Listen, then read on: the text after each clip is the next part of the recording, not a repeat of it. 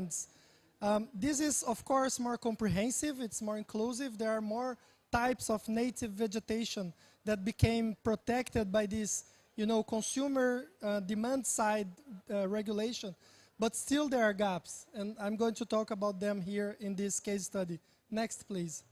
So, just as a general context, the European Union is the major market for imported tropical deforestation, only behind China and India. This is globally speaking, not just from Brazil. Just as a reference, in 2018, the European Union imported something around 140,000 hectares of tropical deforestation embedded in its import supply chains. Next, please. This is just a demonstration of some of the companies that dominate this trade of commodities. So you can see the largest beef exporters from South America, and also the largest soy exporters from South America here. And what's the percentage they respond to this tropical deforestation going through the commodity supply chains? How much they are exposed to this deforestation? Next, please. So in this study, what are the ecosystems that we covered? Next, please. So we covered the Amazon, the Chaco, the Cerrado, and the Atlantic forest. In this case study, we still haven't covered the Pampas, which is, the most active hotspot of deforestation right now. It's in the south of Brazil, Uruguay, and Argentina, and it's like natural grasslands being rapidly converted into soy fields. Next, please. But just to focus on the Cerrado here, the Cerrado biome, we have found that 26 of the Cerrado, of the remaining native vegetation in the Brazilian Cerrado, is classified as forests under the FAO definition. So if this definition is defined in the regulation, we will only have 26% of the Cerrado protected. If we include other wooded lands, we have another 56%.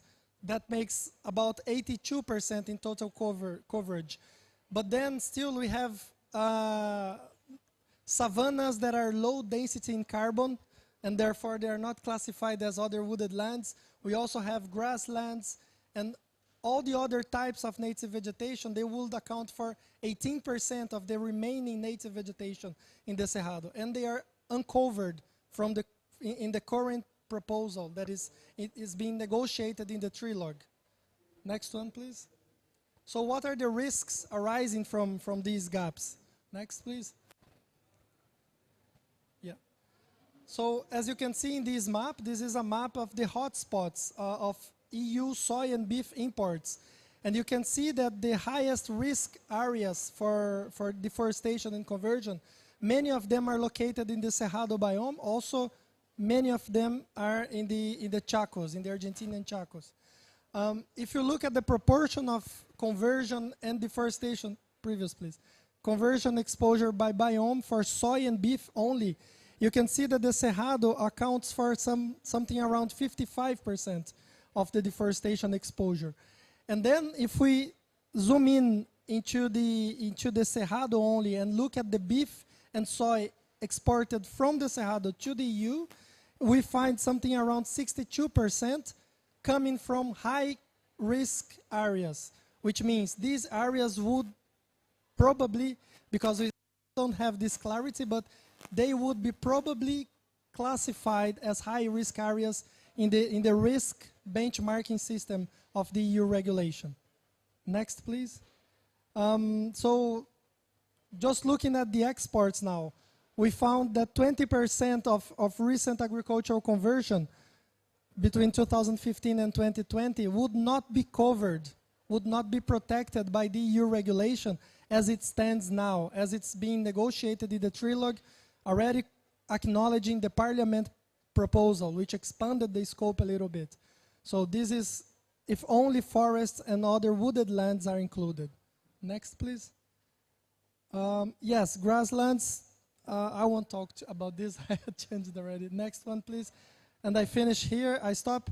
Just a final remark that I would like to emphasize here. The main risk for local populations and for traditional populations in the Cerrado are that they are occupying, in many cases, these native vegetation lands that are not carbon rich, that are not defined as forests or other wooded lands. So when you have this type of regulation, this supply chain regulation that does not take into account these other areas, you risk encroaching these populations into these unregulated areas, and also you risk increasing the conflicts, land invasion, because these lands become much more valuable.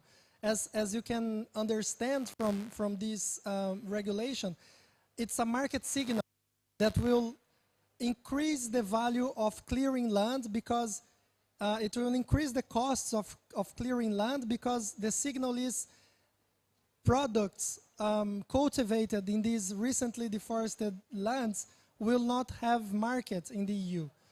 But the problem is, if you overvalue certain types of native vegetation and undervalue other types of native vegetation, you redirect this entire expansion pressure into these areas.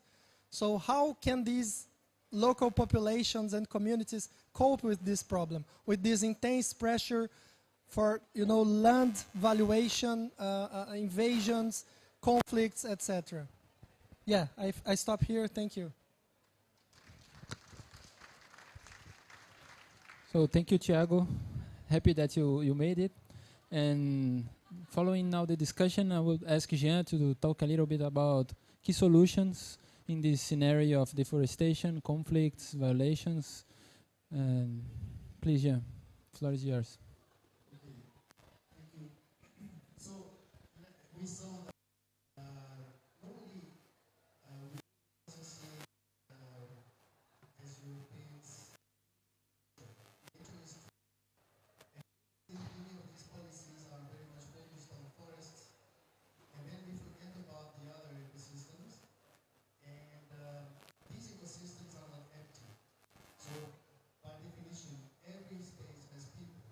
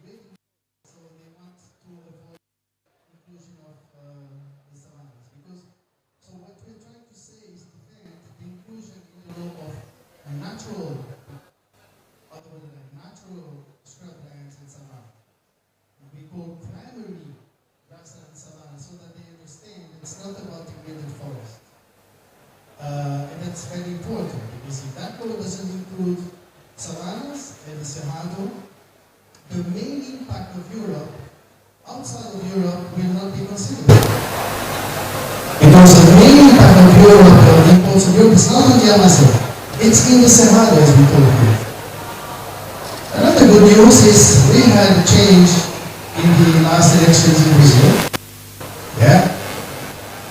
That was great. And that change is promising a new moment where there is much more respect for local communities and their voice will be more heard. And so we were expecting to have someone here to speak on their own behalf. I'm deeply sorry we don't, but next time we make sure they're here to speak. But it's a promising moment. On the other hand, we have to expect that there is going to be a lot of effort to try to develop Brazil, because Brazil is in a very deep economic trouble, and there will be projects of infrastructure, there will be projects of intensification of production that will be needed. The economy has to grow because we have more than 30 million people in hunger in the country. So that is something that will start to go. And how are we going to work and deal with that dilemma of expanding new infrastructure, also in the cost of also no empty spaces? Well, so these natural spaces are used, very much sustainably used by people. They know how to burn, they know how to use all the native fibers and foods, and also how to make extensive pasture of these areas without destroying them. Actually, protected areas are used in the knowledge of traditional population from Africa descendants and Indians to know how to deal with this ecosystem that needs some burning to maintain its diversity. And so the knowledge from this population is also vital for preserving biodiversity.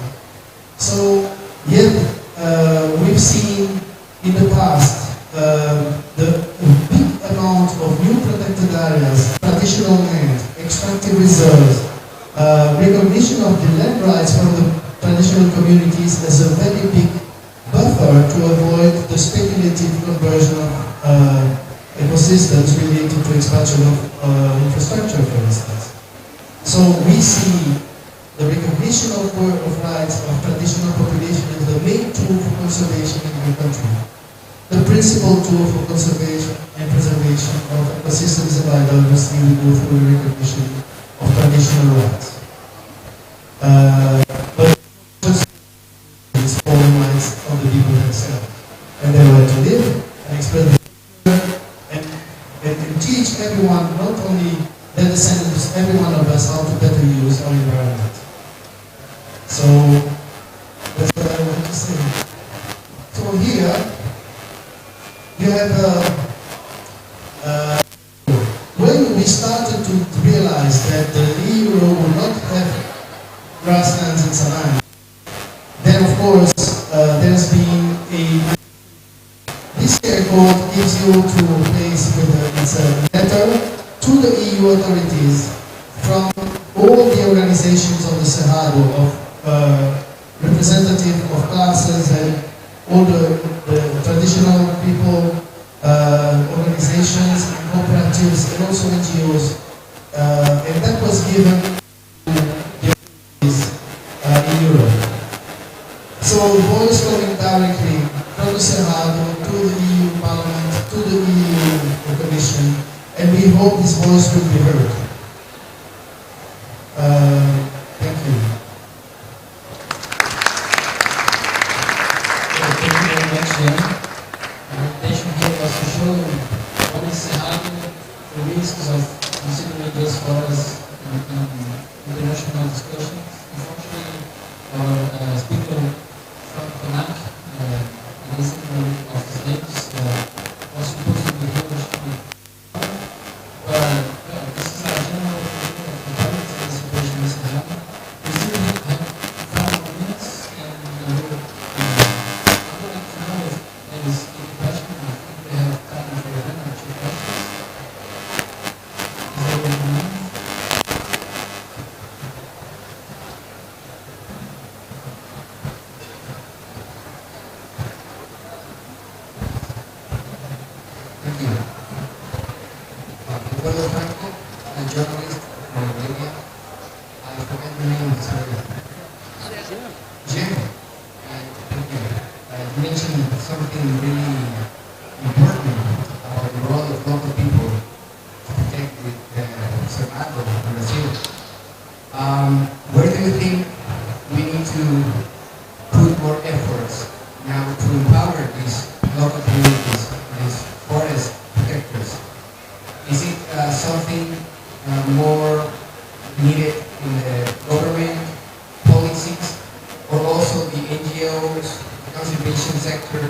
or environmental funds. What's your opinion about this? Thank you. Maybe we can, Jack can answer and then maybe Chuck will explain and we can finish because of time. The most impressive when you are having this relationship with these communities is the strength of their own militants. So especially the younger generation are very much into social media. They have their own articulation. They are able to express much more and more stronger their own will and vision. And that is amazing. So when we were in Europe, there was this representatives from indigenous community, from African descendants, and they were so strong that we went in this very formal meeting with these bureaucrats there, and they were so shaken by the voice of these people. That was amazing to see and very, very promising for the future. Now, of course, things are needed. Recognition of land is the first thing. If you don't have the land, you don't have anything. And so, yes, there have been, until recently, proactive policies to try to destroy this right, to try to weaken that identity, to try to take over this land. So now we have to see this land recognition reinforced and implemented. Other things are, of course, access to market for the products that are coming from these places. A fair access to market, with fair prices, fair recognition. That is also work we are trying to help happening with these cooperatives, trying to really making a fair access to the market in places that are sometimes distant from the production area. And much more, but land first. Land first.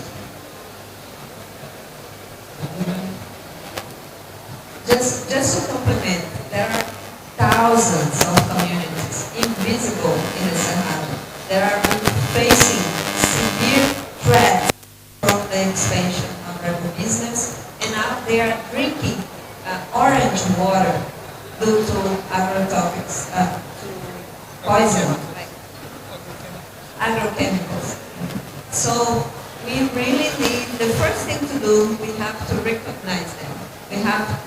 And they need our help, to actually have their territory mapped, and in order to be in a map. So this is the first thing. Of course, we hope that this current government will open the dialogue for that. Just to add very quickly, this demand side perspective again, because all these things, they happen for a reason. There is market demand for the products that put pressure on these communities, that encroach them into these places, threaten them. So, of course, we absolutely need producer countries, land use planning, regulation, demarcation, recognition of these territories. But at the same time, we need to take into account the consumers of the things that come out from these places, who are consuming them, and what are the regulations that consumer markets can do to mitigate, to undermine this market pressure on these lands.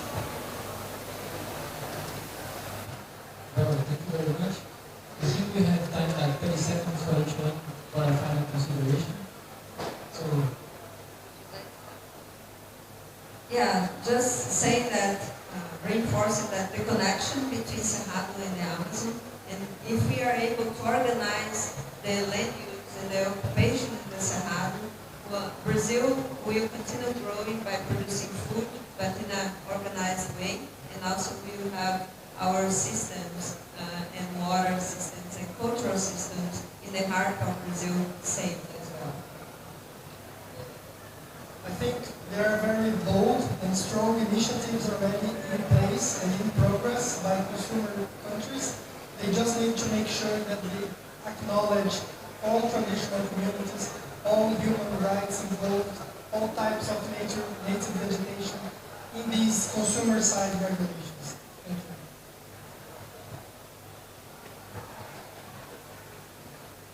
The last word is there's no excuse for continuing doing what we do, because there is technology to do it. There is a lot of degraded land that could be rehabilitated not need to expand on ecosystems to produce more food. There is so much food that is wasted. There is so much consumption patterns that are not sustainable. Like, there is no excuse to stop immediately to convert any land. The best proxy for no illegal deforestation, no encroachment on land of people is to stop expanding on these territories. And that it can happen right now. Right now. That would be my last word. Thank you very much, Chairman and Jean. I hope you like it.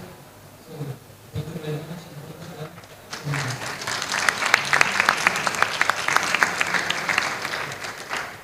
We have to create a campaign